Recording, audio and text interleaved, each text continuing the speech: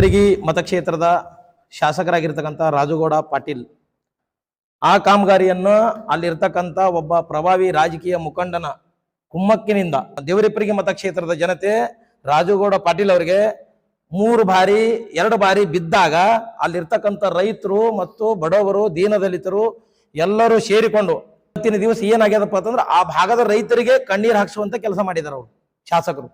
ಅಲ್ಲಿ ಒಬ್ಬ ರಾಜಕೀಯ ಮುಖಂಡರ ಅನುಕೂಲಕ್ಕಾಗಿ ನೀವು ಶಾಸಕರಾಗಿರೋ ಅಥವಾ ದೇವರಿಪರಿಗಿ ಮತಕ್ಷೇತ್ರದ ರೈತರ ಅನುಕೂಲಕ್ಕಾಗಿ ನೀವು ಶಾಸಕರಾಗಿರೋ ಅದು ನನಗೆ ಯಕ್ಷ ಪ್ರಶ್ನೆ ಕಾಣತ್ತದ.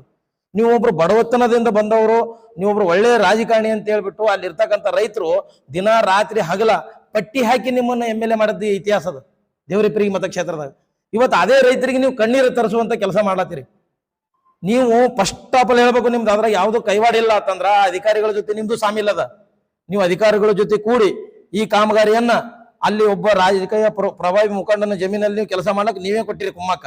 ನಾನು ನೇರವಾಗಿ ನಿಮಗೆ ಆರೋಪ ಮಾಡ್ತಾ ಇದ್ದೀನಿ. ಯಾಕಂದ್ರೆ ಆ ಮತಕ್ಷೇತ್ರದ ಶಾಸಕರು, ನೀವು ಆ ಮತಕ್ಷೇತ್ರದ ಬಾಸ್.